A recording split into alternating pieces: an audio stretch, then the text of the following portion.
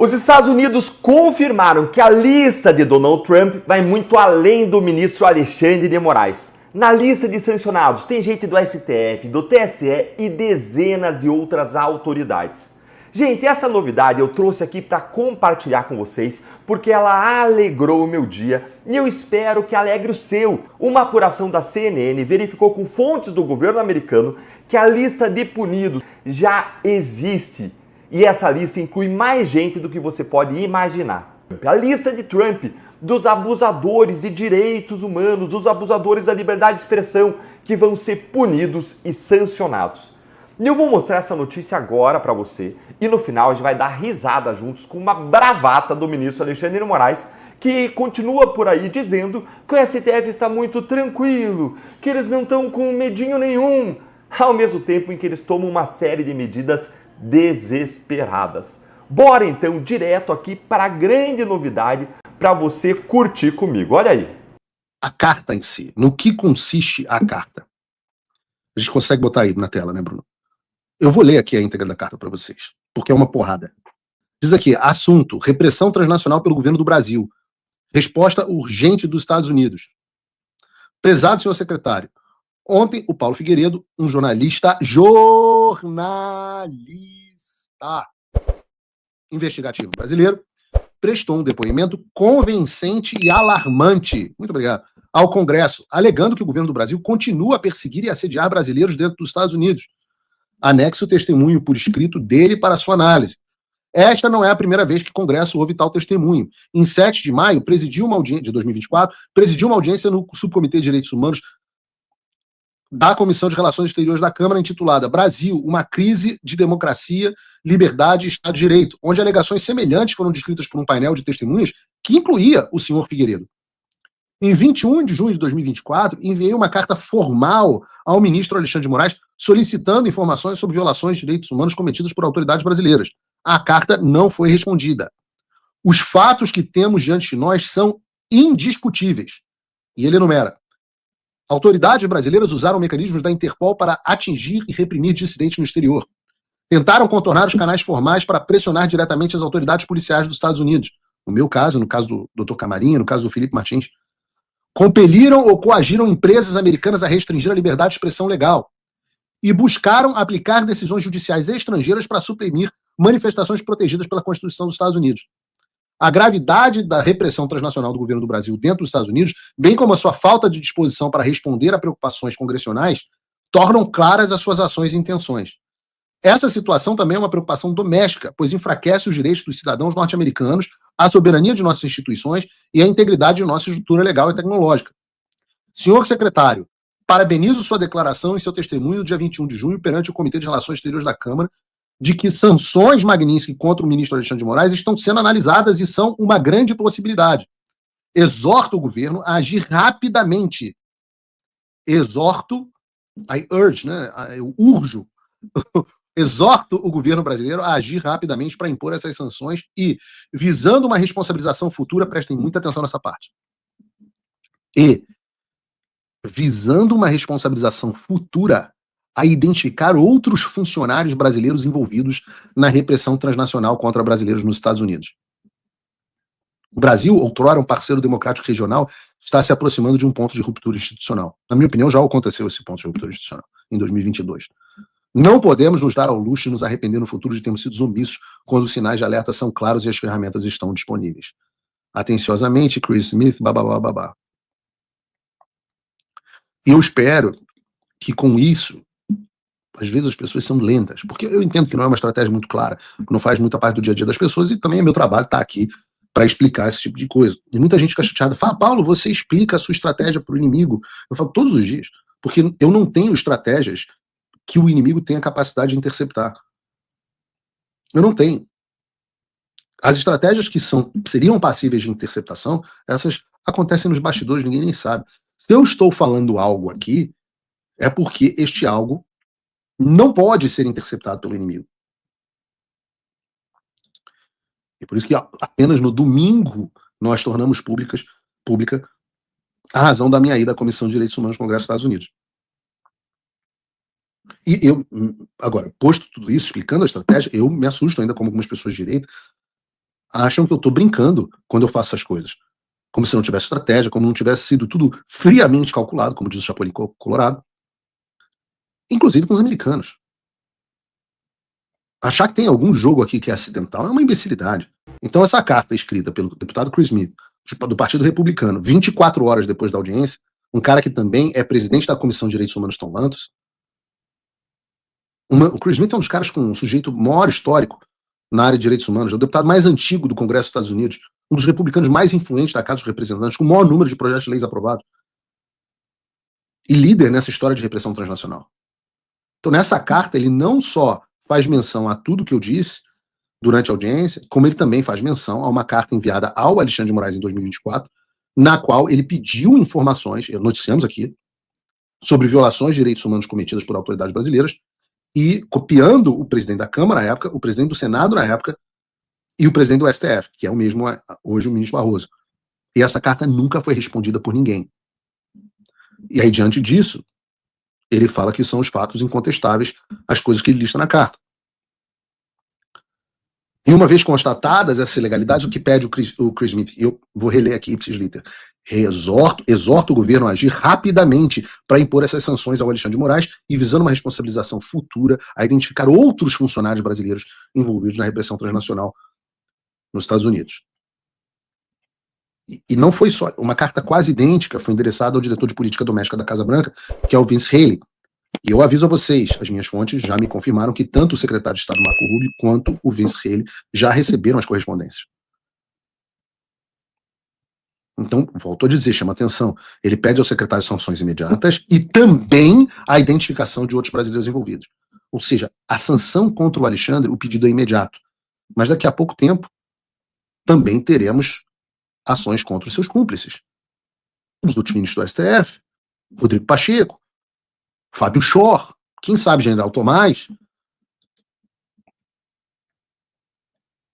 Lembrem-se, eu disse a vocês que foi entregue uma lista.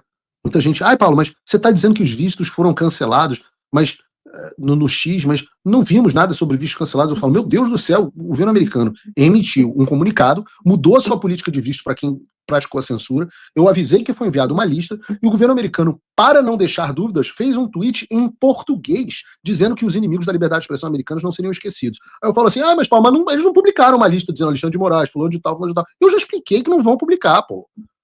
Mas aí o sujeito tem que ser meio burro. Tem que ser meio burro. Aí tem que ser meio burro. Como é que a gente vai saber? Ora, os ministros que viviam aqui nos Estados Unidos, nunca mais veio nenhum, tentarem vir. Pode ser que um ou outro, pode ser que o Barroso ainda não tenha tido visto cancelado, vamos ver. Se ele vier, pode perder o visto aqui, pode dar com a cara no aeroporto. O Alexandre nem tenta mais vir. O Alexandre, que adora o Mickey, não sei se o Bruno tem imagens aí, não tem mais visto para os Estados Unidos. E é um mentiroso. Porque ele diz, não, meu visto venceu durante a pandemia e eu nunca renovei. Mentiroso. Fake news, Alexandre. Você estava aqui nos Estados Unidos em 2022. Você estava aqui na época do Perdeu Mané, que visto parou na pandemia. Outro dia, acho que foi a Mônica Bergamo publicou isso. Eu falei, vocês não publicam, vocês não checam o que vocês publicam, não. Esse é o problema de ser blogueiro chantinista. Nunca mais veio aos Estados Unidos. Por que o Alexandre não veio mais aos Estados Unidos? O Flávio Dino também não tenta, diz que o bom é ir para o Maranhão.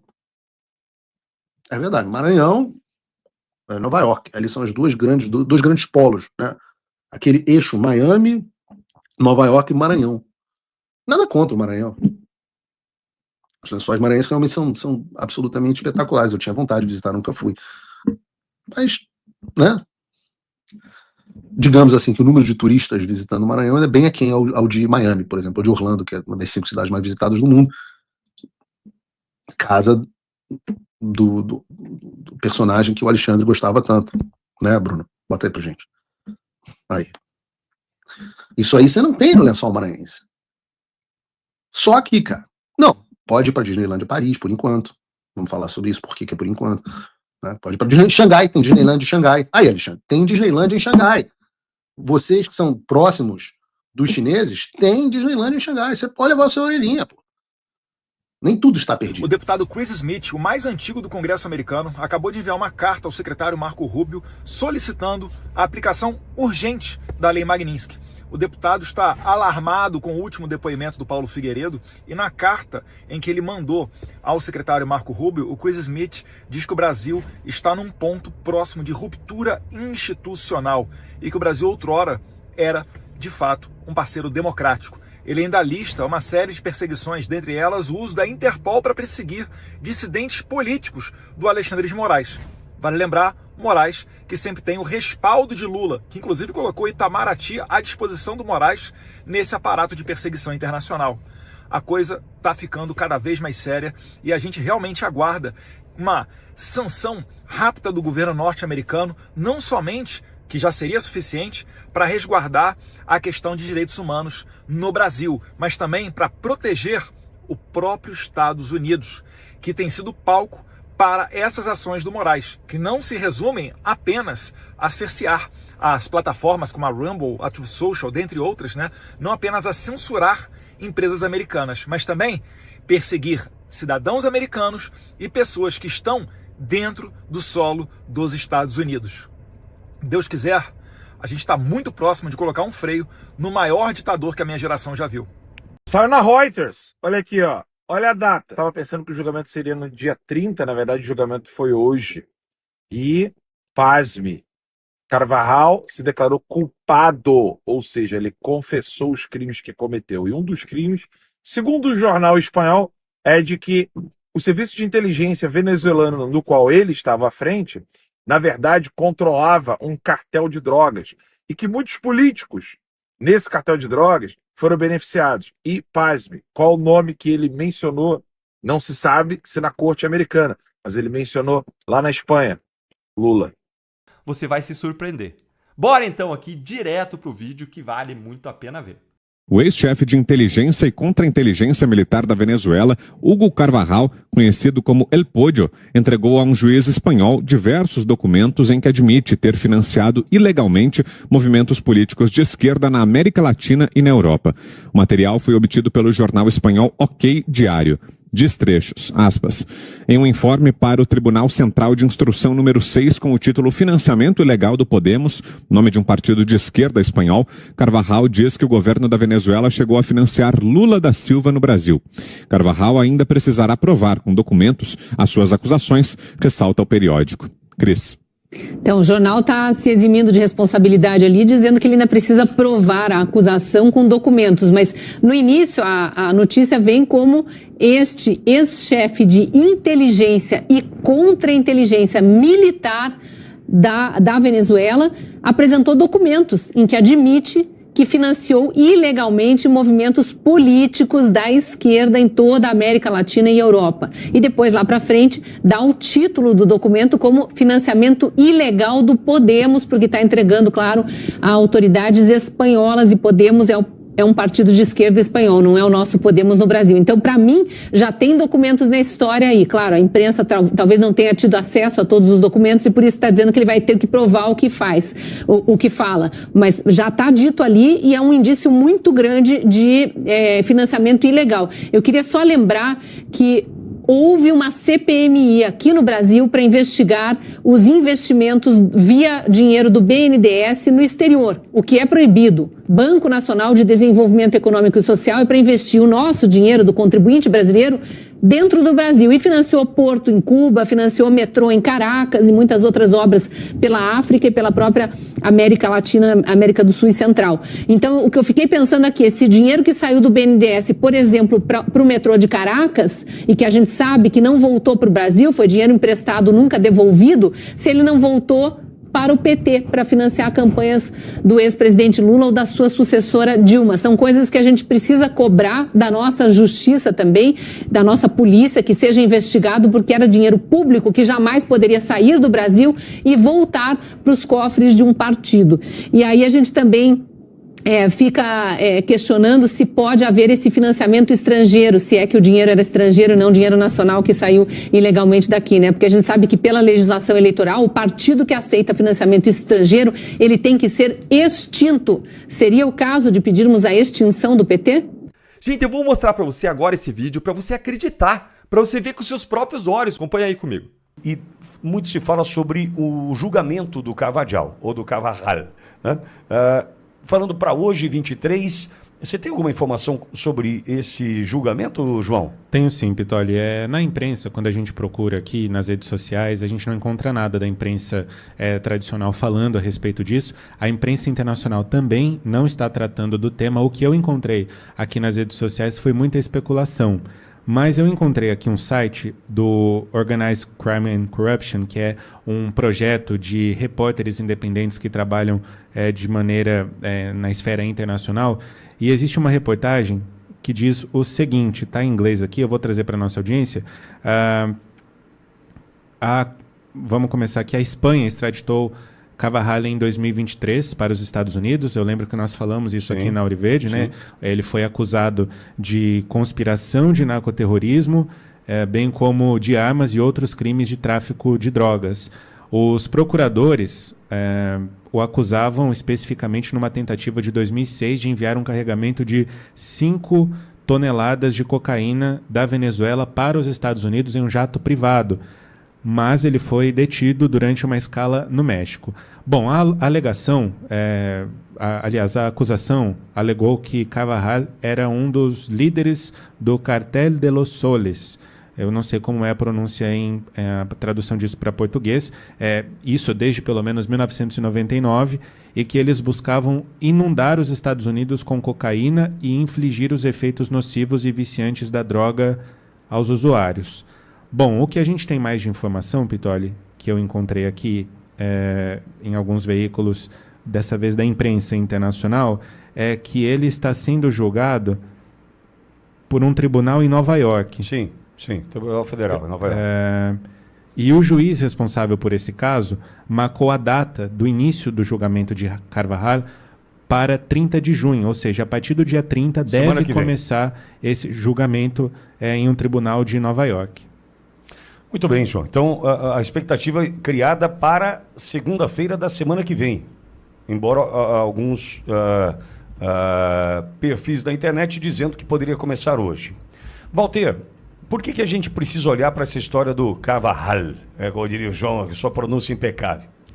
Eu já vou no Carvajal mesmo e vamos embora. Agradecendo ao João pela orientação, é claro.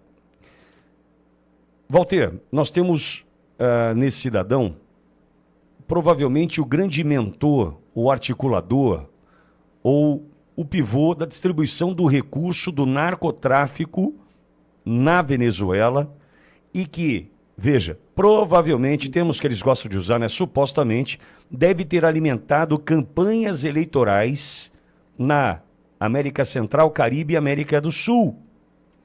E isso poderia impactar diretamente a vida daqueles que compõem organizações como o Foro de São Paulo, FARC, dentre outros. Por quê, Walter? Porque esse dinheiro escorreu para pintar aquela América do Sul, em especial, de vermelho. E a gente sabe disso. E Carvajal vira, né, uma grande caixa preta desse assunto, porque ele sabe quem e quanto recebeu para campanhas eleitorais. Ou seja, dinheiro do narcotráfico alimentando campanhas eleitorais na América do Sul. Será que passou por aqui? Será que receberam dinheiro? Se ele menciona Foro de São Paulo, se em algum momento o Foro de São Paulo é citado, eu só preciso te lembrar que Lula estava na fundação do Foro de São Paulo em 1989, ao lado de ninguém mais, ninguém menos que Fidel Castro. Ou seja, o Carvajal pode ser uma bomba relógio e pode atrapalhar alguns planos dessa turminha da esquerda que também vive do dinheiro do narcotráfico para sustentar suas campanhas eleitorais, Walter. Eu queria sugerir à nossa audiência fantástica, maravilhosa aqui, um vídeo no YouTube. Pesquisem ali o professor Olavo de Carvalho e Herbert, com H, Herbert Marcuse, M-A-R-C-U-S-E, Herbert Marcuse. O Herbert Marcuse é um dos filósofos da Escola de Frankfurt. E nesse vídeo do professor Olavo, anotem aí, né, o Olavo de Carvalho, Herbert Marcuse, vão lá no YouTube, procurem essa aula. O professor Olavo explica como que o Herbert Marcuse sustentava, lá na década de 30 do século passado, que a questão da droga poderia ser um instrumento da revolução socialista. Né? Como que se poderia corroer os pilares da sociedade opressora, né? Essa sociedade machista, capitalista, burguesa, como que a partir do tráfico de drogas e dos artistas se poderia fazer não mais a revolução do proletariado, como Marx havia proposto, mas um novo tipo de revolução. Então, isso tem receita, Pitoli. Tem receita. Quem é que colocou o Gustavo Petro na presidência da Colômbia? Como é que as Farc se financiaram? Quem recentemente promoveu esse atentado que um candidato à presidência lá... Vocês vejam o seguinte, só sofre atentado o candidato à presidência que seja de direita, ou não alinhado com isso. Então, essa máquina, ela funciona de duas formas. Por um lado, para financiar uma facção política, um lado político, e, por outro lado, para financiar o extermínio dos adversários desse lado político. É muito grave tudo isso. E esse cara é um elemento lá de dentro para mostrar, né, como é que esse negócio está funcionando. É isso. Walter, imagina o estrago que faria se num julgamento como esse a gente passasse a entender o financiamento dessas campanhas. Eu vou me lembrar, não sei se o Edson vai encontrar esse mago chamado Edson Simões, não sei se vai encontrar, mas na campanha de 2022 criaram um site, 13 motivos para voltar com meu ex, né? 13, PT, é claro, era o ex-presidente Lula. E aí, Walter, nós contamos daquele momento, aqui na Auriverde, então Jovem Pan News Bauru, nós contamos que o CNPJ que bancava esses anúncios no Google AdSense, no Google Ads, ou seja, é gravíssimo o que nós estamos tratando aqui, porque é proibido financiamento com recursos internacionais de campanha eleitoral no Brasil. É proibido. Não pode ter recurso internacional bancando campanha eleitoral no Brasil. E naquele momento, no auge da campanha para a presidência da República em 2022, a Auriverde teve acesso à Jovem Pan News Bauru naquele momento. Obrigado, Edson. Está na tela, Edson. Como é que é? O Edson fala para mim. 13... razões para voltar com o seu ex no dia 30 de outubro. Votar? Ah, ok, ó. 13 razões para você o L é bem pequeno, bem pequenininho, votar com o seu ex. E aí esse banner aparecia em vários sites. Aí, com um anúncio patrocinado. Quando você clicava em cima do banner, você era dirigido para um site que tratava de Lula. Tratava dos feitos do governo Lula, enfim. O que acontece, Walter? Quem patrocinava esse banner era uma organização de países, o nome em espanhol, Centro-Américo e Caribe. Era o CNPJ, todos os dados, né? Todos os dados correspondiam a uma empresa, uma organização, digamos assim, de fora do país. Nós fizemos a denúncia naquele momento, os advogados do PL naquele momento, para mim acho que dormiram no ponto, enfim, mas eu me lembro perfeitamente da Carla Zambelli, ela ouviu aqui no meu trabalho essa denúncia, me procurou e disse que os advogados do PL me procurariam para a gente tratar desse tema.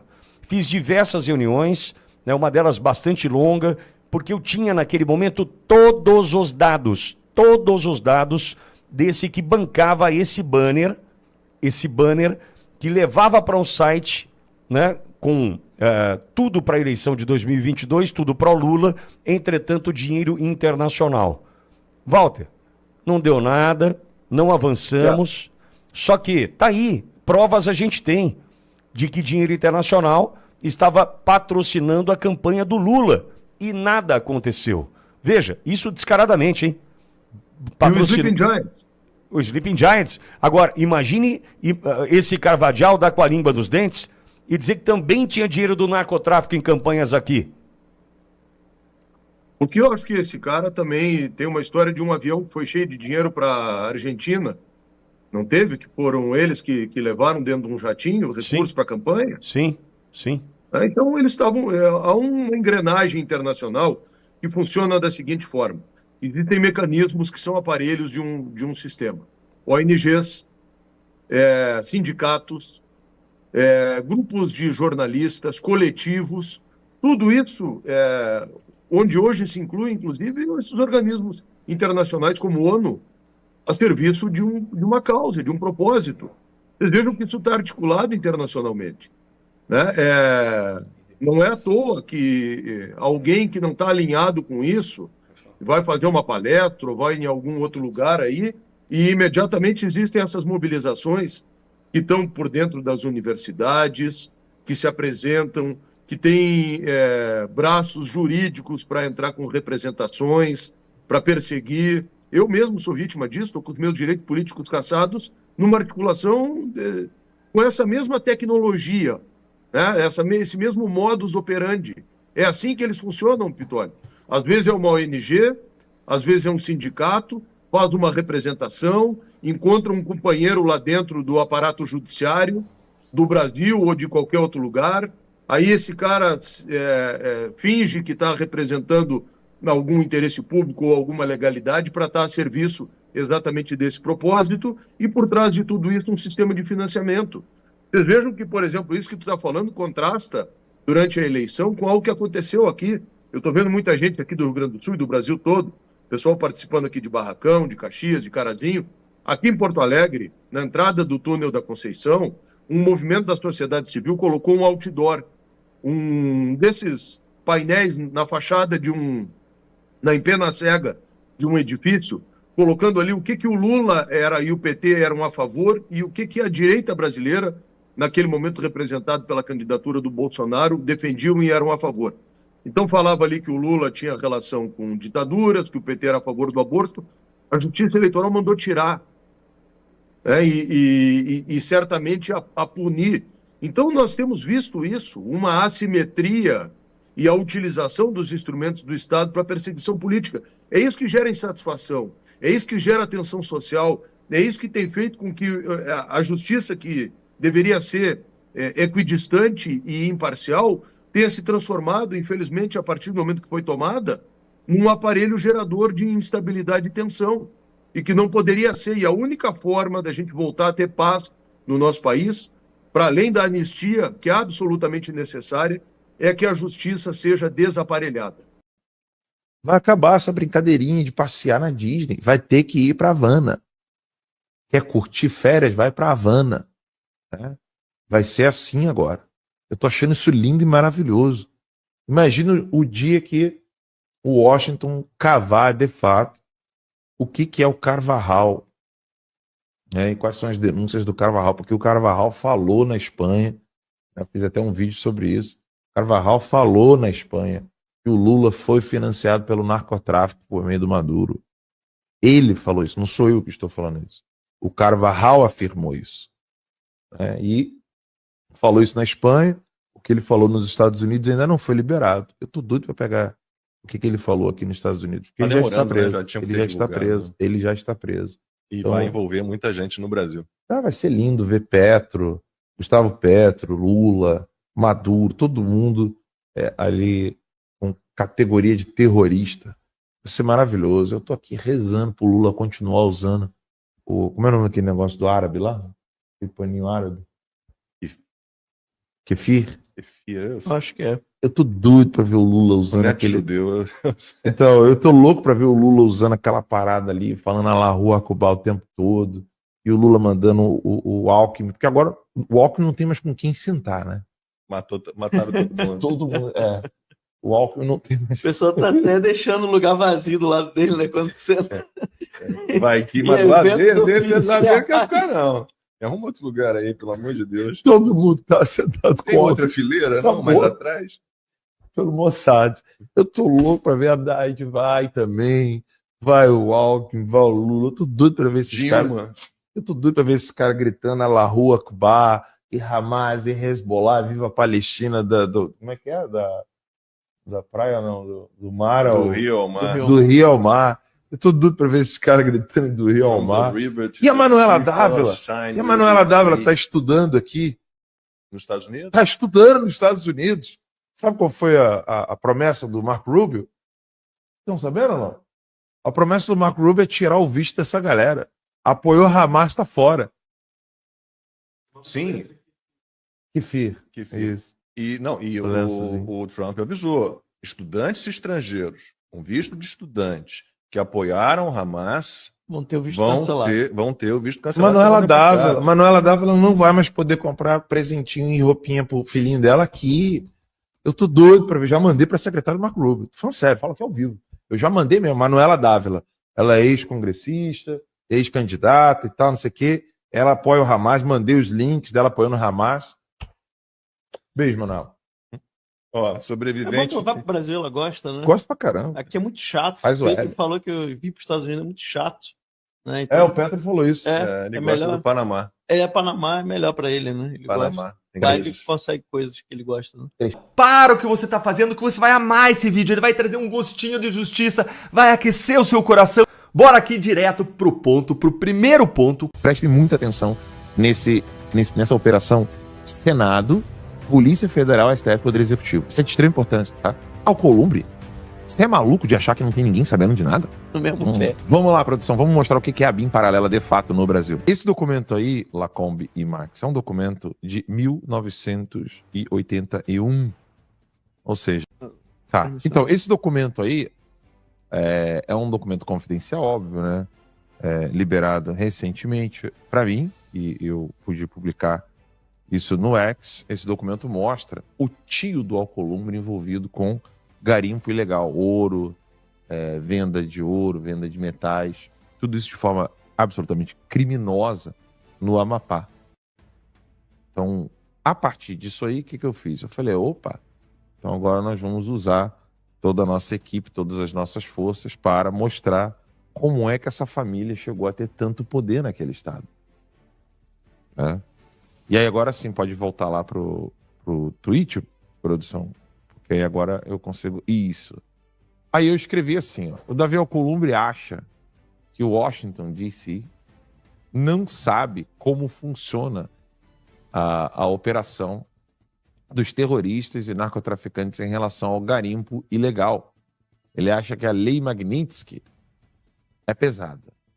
Na verdade, eu questionei, né? Ele acha que a lei Magnitsky é pesada? Agora sim, consigo ler aqui, obrigado. Creio que ele não saiba o que são as sanções relacionadas a quem está ligado ao terrorismo. Magnitsky é fichinha. Porque o que acontece? Vai para a parte de baixo ali, produção, enquanto eu vou fazendo uns comentários aqui. O que acontece? O Alcolumbre acha mesmo que ele vai ficar ileso de tudo o que está vindo pro lado de Alexandre de Moraes, Fábio Shor e companhia. Será? Não. Ele não vai ficar ileso por um simples motivo. Ele é quem está segurando tanto a anistia quanto o impeachment do Alexandre de Moraes. É ele quem está segurando.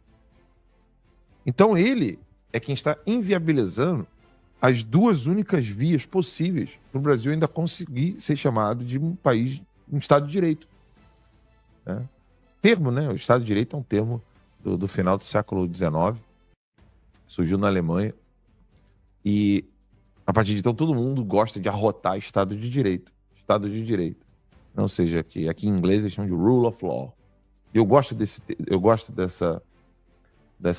termo em inglês porque ele demonstra duas coisas, né, Max?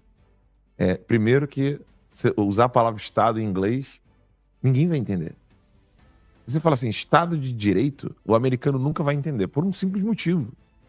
A noção de Estado moderno é absolutamente inconcebível para o americano. Por isso que em inglês é rule of law, que é quase um império da lei. Traduzindo assim, né? É o império da lei. Rule of law. Rule é você estar ali regendo, né, algo. Mas aqui eu estou falando império da lei. E o Estado de Direito seria o império da lei. Só que no Brasil tudo é manipulado e o Alcolumbre acha que vai ficar fora dessa. Aí clica ali, deixa eu ver aqui, produção. Clica ali no documento agora. Agora vamos ao documento para a gente poder entender quem é a família Alcolumbre. Não, aí no caso, produção, volta ali rapidinho, desculpa. Vou ajudar aqui a turma. Clica, sobe ali um pouquinho, sobe ali um pouquinho. Não, sobe, tá descendo. Aí, clica nessa produção, nesse texto de baixo aí. Isso, agora sim. O documento de 1981 revela que membros da família de Davi Alcolumbre já eram citados em relatórios de contrabando de ouro durante o regime militar, o que, embora não envolva diretamente Davi, à época, né, tinha 4 aninhos, lança luz sobre o contexto familiar e econômico que sustentou o crescimento político de Alcolumbre. Vai descendo em produção.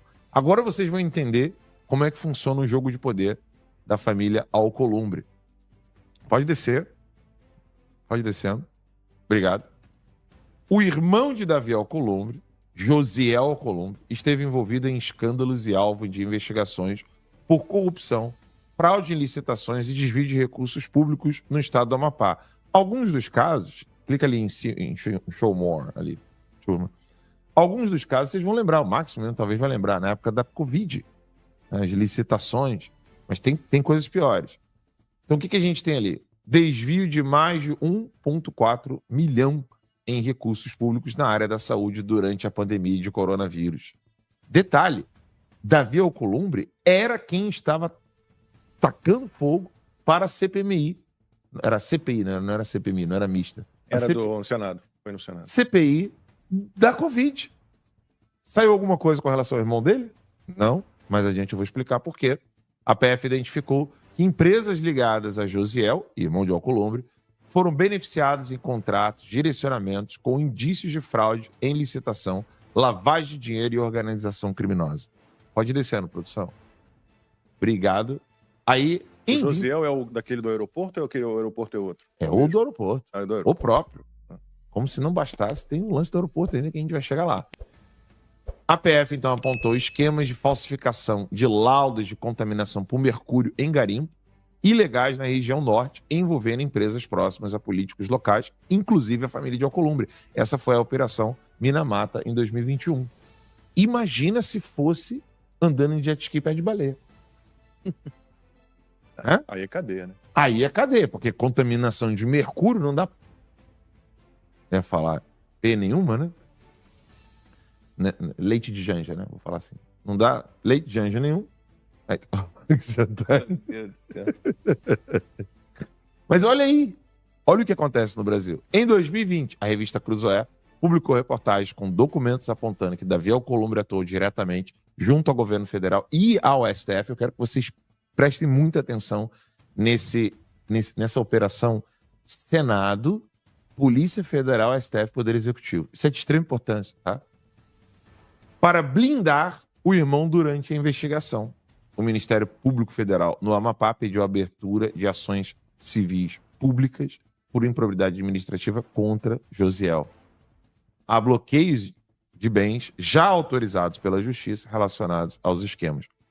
Prestem muita atenção nessa coisa de ficar blindando, né, e criando alvos, porque eu vou mostrar para vocês como é que funciona essa operação e o que de fato vem a ser a ABIN paralela no Brasil. Próximo, por favor, produção. Agora é que o pau tora. Olha isso aqui. Narcotráfico e garimpo ilegal. Investigações a partir de 2018 e 2020. Quem que foi eleito no final de 2018? Bolsonaro. Obrigado. Demonstraram que rotas de narcotráfico na região norte, especialmente entre Amapá, Guiana Francesa e Venezuela, utilizavam pistas clandestinas e pequenos aeroportos privados. Vamos lá. O que o Trump... A gente já volta aqui já, tá, produção? Não sai dessa tela aí, não. Coloca a tela aqui em mim rapidinho. Eu quero fazer uma pergunta para o nosso público. O que o almirante... Era almirante? Da Marinha? O Garnier? Não, do Exército Americano, das Forças Armadas Americanas. Era, almirante. O que o almirante da Marinha foi fazer no norte do Brasil? Alguém lembra? Visitar a Tríplice Fronteira. Esse que foi proibido de ir ao Acre. Isso. Como é o nome dele? Era Rosley, né? Ele foi proibido de ir ao Acre, lembra? Foi a Tríplice Fronteira do Acre. Pois bem, Alcolumbre Você é maluco de achar que não tem ninguém sabendo de nada? O Marcos tá quase morrendo de rir ali. Ele acha que ninguém sabe de porra nenhuma, Marcos. Ele acha que os Estados Unidos é que nem o Brasil, né? Alvin Halsey. Alvin Halsey, almirante 4 estrelas da Marinha dos Estados Unidos, atualmente comandante do Comando Sul dos Estados Unidos, SOUTHCOM, desde novembro de 2024. E ele queria visitar onde? Alvin Halsey. A tríplice fronteira ali no Acre. No Acre. Do lado de cá, né? Uhum. E aí, olha só, isso aqui. Lá, falando que o lado oeste do Brasil, no noroeste do Brasil, e agora o lado de cá, olha isso aqui. Bota a tela inteira esse tweet aí, produção. Porque isso aqui é de extrema importância. Então, na época ali de Bolsonaro, a PF tava assim, ó. Meu irmão, vamos pegar todos os narcotraficantes que estão ali, ó. Venezuela, Amapá, terra do Alcolumbre, né? E Guiana Francesa.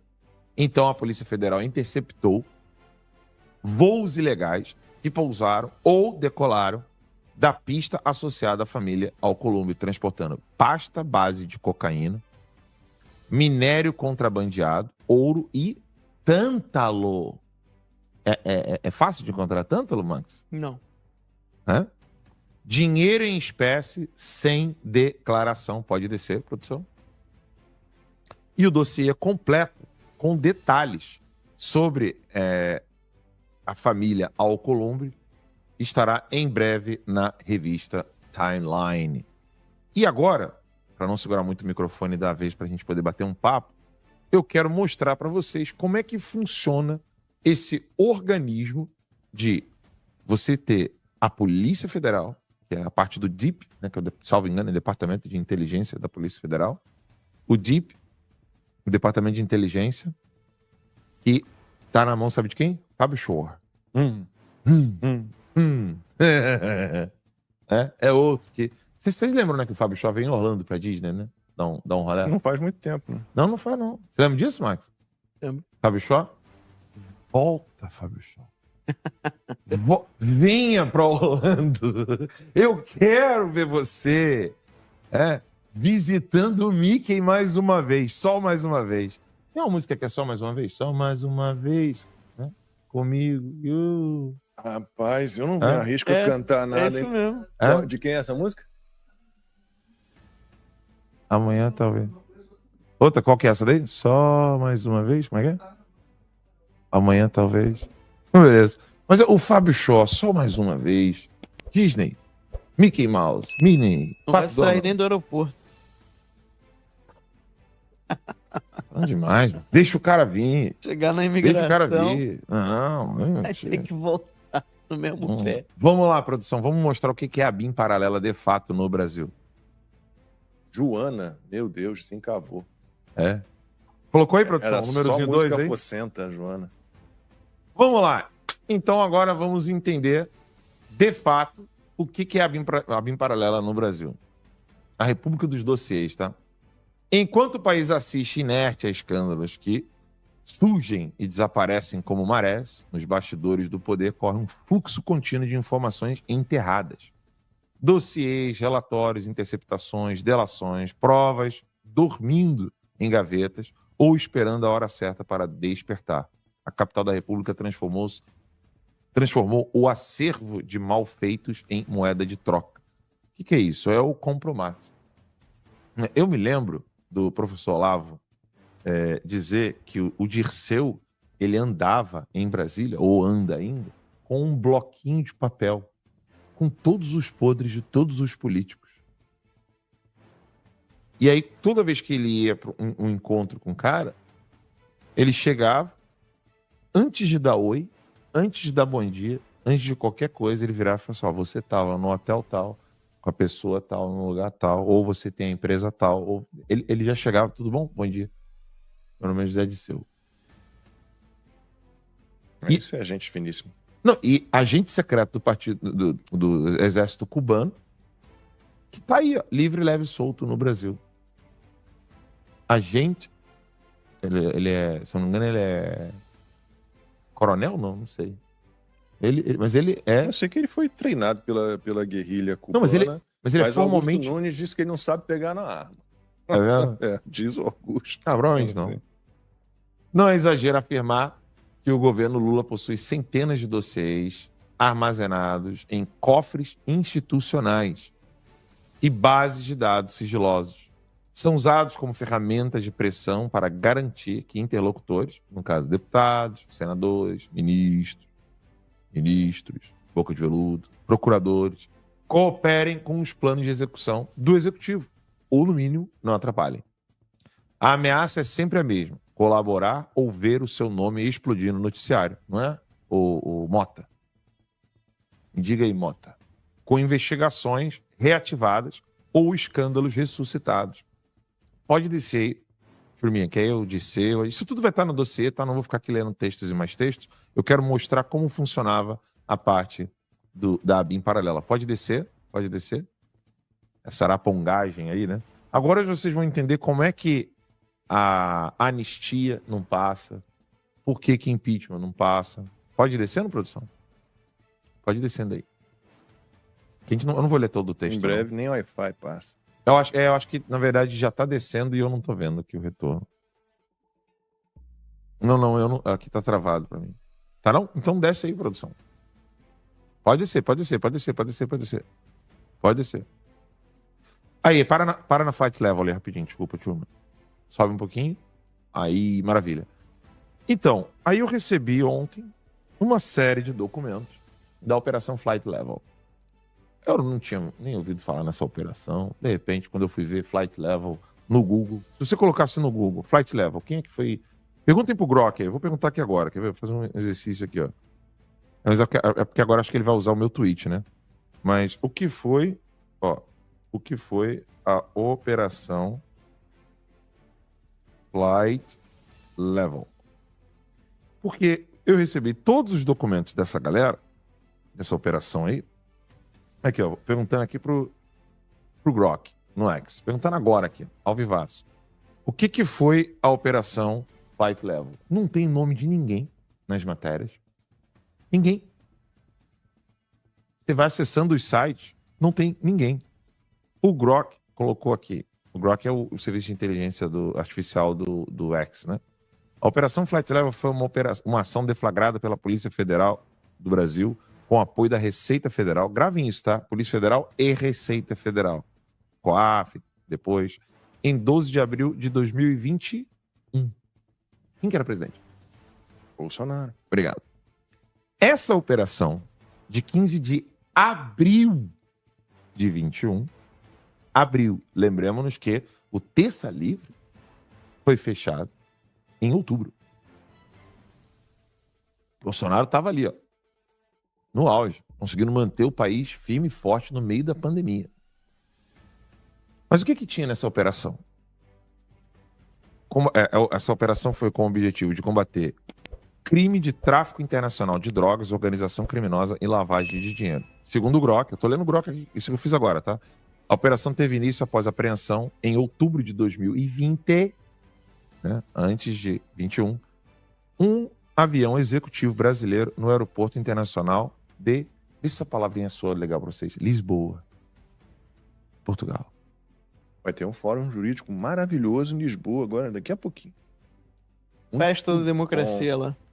Vai ter um jatinho particular, né? Claro. Então, esse jatinho particular que foi para Lisboa, Portugal, transportava 175 quilos de cocaína e teria partido de Belo Horizonte, Minas Gerais. Detalhes da operação. Tô lendo o Grok aqui ainda. Nem é ainda o nosso dossiê, porque o nosso dossiê tem os documentos originais. Tá? Da Polícia Federal. Esse aqui é só o Grok. Eu só tô lendo aqui o que todo mundo pode ler. A PF identificou que sócios e operadores da aeronave estavam envolvidos em um esquema de transporte de drogas por meio de aviões privados. A organização criminosa utilizava laranjas e fantasmas para ocultar bens adquiridos com o crime, como imóveis, veículos de luxo, joias e criptoativos, Max. Cumprimento: 2 mandados de prisão preventiva e 20 mandados de busca e apreensão em cidades como Belo Horizonte, Lagoa Santa, Rio de Janeiro, São Paulo e Goiânia. Bloqueio de conta de 29 pessoas físicas e jurídicas, sequestro de 15 veículos, 5 imóveis e 8 aeronaves. Só que o detalhe é o seguinte, pode olhar aqui, ó, não tem nome de ninguém. Pode olhar. Não tem nome de ninguém. Se você colocar no Google, assim, bom, peraí, operação de narcotraficante, cocaína e tal, e não tem nome de ninguém. Agora volta para a introdução do nosso dossiê, porque esse dossiê tá enorme, vai ser publicado na revista Timeline, e agora é que a brincadeira começa. Só para assinante, né? Só para assinante. Só para assinante. A Operação Flight Level, documentada neste dossiê da Timeline, é um exemplo trágico. Uma investigação sólida com provas, nomes, pela primeira vez, conexões internacionais, abafada. Pô, peraí. Como é que você abafa um troço desse? Ligando narcotraficante. Tem PCC no meio, tá? Tem tudo. E ninguém, não tem nome de ninguém. Mas o nome de ninguém. Em nenhuma matéria de jornal. Isso foi na época do presidente Bolsonaro. Todo mundo ali batendo nele. Que agora acabou isso. Vocês já perceberam, né? Não tem uma operação contra o PCC. Não tem uma operação quase, bem dizer, contra o narcotráfico. É raríssimo a gente ver isso aí. No governo Bolsonaro, lembra que a gente fazia até negócio de... Botava até aquela música do Senna? Lembra? Sim. Porque era quase todo dia. Quase todo dia tinha apreensão, né? Quase todo dia tinha apreensão, cara. A Polícia Rodoviária Federal vivia fazendo apreensão. Era recorde atrás de recorde. Era recorde atrás de recorde. Eles quebraram vários recordes. Era impressionante. Eu ficava impressionado. Eu falei, cara, que isso, meu irmão? Eu tava ali, né? Vamos lá. Só para eu poder ler ele, produção. Obrigado. Por que ela foi abafada, né? Porque esbarra em figuras com foro privilegiado, né? Em nomes que não podem cair. Mas pode ser desengavetada a qualquer hora se alguém contrariar os interesses certos.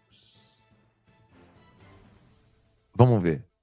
Esse é o real poder em Brasília. Saber o que esconder, quando vazar e sobre quem silenciar. Por isso que o Hugo Mota tá nessa, né? Vai descendo. Pode descer esse texto todinho aí, que a gente não precisa lê-lo. Vamos lá pro dossiê da BIM Paralela. Pode clicar aí, a verdadeira BIM Paralela. Até a capinha ali ficou legal. A PF nas mãos do STF. A verdade sobre a DIP, Moraes, Fábio Shor e Ricardo Saad. Oi, Saad, tudo bom? Você não veio com Shor na Disney, né? Na última vez. Tente outra vez. Rapaz, hoje eu tô, meu irmão. A coisa é linda. Você sabia que as investigações mais sensíveis da Polícia Federal não passam pelas superintendências estaduais, Max? Você sabia disso? Não passa mais, acabou. Elas vão para onde? Elas vão direto para uma divisão secreta em Brasília, a DIP. Divisão de Inteligência Policial. E só quem manda ali é o STF. Vai descendo aí, turminha. Produção, pode ir para a parte 2. Grave esse nome da DIP, tá? 2. Toda vez que Alexandre de Moraes quer abrir um inquérito sigiloso, não é a Polícia Federal do seu estado que age. Então, por exemplo, se tem um narcotraficante do Amapá, não é a PF do Amapá que vai atuar, não, filhão. Se tem um narcotraficante em São Paulo, não é a superintendência da PF de São Paulo que vai atuar, não. Vai tudo pro colo do Alexandre de Moraes. Como? Ele ordena diretamente a esse Departamento de Inteligência Policial da Polícia Federal, DIP, lá em Brasília, que cumpre suas demandas fora dos canais convencionais entre a Suprema Corte e a Polícia Federal. E há um nome-chave nessa engrenagem. Fábio Shor, o homem que não pode mais pisar nos Estados Unidos da América. E que veio à Disney na última vez. Eu quero ver se ele vai ter culhão para visitar de novo. O homem que prendeu o Felipe Martins mandou. Foi ele. Quero ver ter culhão para visitar os Estados Unidos. Fábio Shor, delegado da Polícia Federal, é o homem de confiança de Alexandre de Moraes dentro da DIP. Ele aparece em vários procedimentos como executor direto das ordens do ministro. Inclusive, ações de censura, prisões políticas, inquéritos secretos. Outro personagem, né, que estava caladinho, ninguém falava dele, é o Ricardo Saad, que a gente precisa saber quem ele é, porque ele foi exonerado por Bolsonaro exatamente na época daquelas investigações do narcotráfico que eu estava lendo antes. Esse cara foi exonerado por Bolsonaro. E quem é que traz o Ricardo Saad de volta? Não, vem cá, meu amor. Vem cuidar do COAF, para você poder cuidar de todas as transações bancárias de qualquer pessoa. Vamos lá. exonerado por Bolsonaro. Peraí, ali em cima ali. Saad era justamente o chefe do DIP, que hoje está na mão do Shor. Durante o início da gestão de Moraes no STF. Hoje, recompensado, é presidente do COAF. Sim, o ex-chefe de inteligência da polícia, tá? Que recebia ordens diretas do STF, agora preside o órgão que rastreia movimentações financeiras em todo o território nacional. É coincidência? Diz pra mim se é coincidência. O COAF, Conselho de Controle de Atividades Financeiras, é quem produz os famosos relatórios de inteligência financeira, os RIFs, né? Como os usados para quebrar sigilo bancário de investigados sem ordem judicial clara. Na prática, aqui nós temos a verdadeira BIM paralela. Na prática, Moraes manda para o DIP, Shor executa, Saad coleta, agora via COAF, a Polícia Federal, não, desculpa, a Polícia que não é federal, a Polícia Suprema, atua fora dos mecanismos republicanos e abafa o que quer e ataca quem quer. Faz a devassa na conta de qualquer pessoa ou simplesmente não fala nem o nome dessas pessoas nos jornais. Essa estrutura explica por que operações robustas, como a Flight Level, que envolvia narcotraficantes do PCC. Daqui a pouco a gente vai botar até matérias, algumas matérias que não estão nos principais jornais. Matérias lá do Mato Grosso. Eu vou mostrar para vocês sobre isso. Que descobriu tráfico internacional por jatinhos, simplesmente desapareceram. A Flight Level simplesmente fez assim, ó. Não porque era uma que era inoportuno, como é que é? Quando se incomoda? Incômodo da baleia? Como é que era? O Bolsonaro foi acusado? Importunação.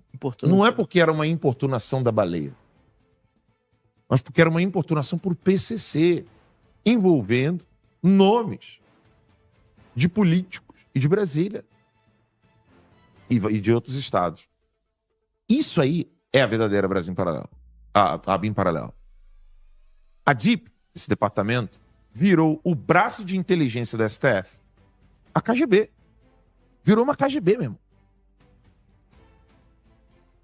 É muito claro isso. O Shor é hoje o presidente, ou sei lá, diretor, chame do que quiser, da KGB brasileira. E se ninguém investigar esse círculo de poder, a justiça vai seguir sendo usada como arma seletiva e não como instrumento de verdade. Enfim, essa era a minha participação no início do programa de hoje, para trazer para vocês isso aí. Se a produção quiser colocar aquelas matérias de jornal, matérias de jornais envolvendo os nomes, porque quando você vai no G1, quando você vai no Estadão, quando você vai na Folha, procurar o nome dos envolvidos, você não acha. De repente eu achei um jornal local no Mato Grosso. A produção, na verdade, que achou, não foi nem eu, né? A produção lembra disso aí. Achou uma matéria lá com o nome de uma mulher. Quer ver o nome dela? Deixa eu pegar aqui. Deixa eu ver aqui. Deixa eu pegar o nosso grupo aqui, ver se a produção coloca rápido. Era isso aí, a namorada e lobista de Mato Grosso, que se uniu ao PCC para enviar drogas à Europa. Você vê, tem matérias locais falando. É a Nelma Kodama, pô. É? Conhecidíssima. Conhecidíssima. Ela estava nessa operação. Também. Da Flight Level. Tudo envolvendo PCC e políticos. E não dá nada pra ninguém, né? Ela não era ligada ao Alberto Youssef também? Porque eu me lembro dela... Aqui, cara. Não Será? Não tem 14 anos de prisão nesse Não caso. tem 14 anos de prisão nesse caso, nada. Colônia agrícola. Nada. Regime fechado. Impressionante, cara. O dossiê completo, gente, que assim, nenhum jornal vai publicar um dossiê como esse, nenhum no Brasil, até mesmo porque nós tivemos acesso a todos os documentos da Polícia Federal envolvendo isso aí, exclusivos, né? São documentos. A gente não vai colocar os documentos para vocês, óbvio, né? Jornalista não faz isso. Mas tá lá a matéria e... tá aqui, ó. Ela foi presa tentando embarcar com 200 mil euros no aeroporto de Guarulhos e ela foi investigada, presa e condenada no esquema da Petrobras pela força-tarefa do MPF, do Ministério Público Federal, na Operação Lava Jato. Pô. Toda essa galera foi abafada. Tá tudo ligado, né? Lava Jato. Meu Deus do céu, cara. Impressionante. País é uma vergonha. Agora, existe a BIM paralela? Claro que existe. Ela era amante do Youssef, que a Fernanda Carelli lembrando. Ela tinha esse esquema. Ela era ligada mesmo. literalmente. Em espanhol, né? É, exatamente. Eles se conheciam biblicamente falando.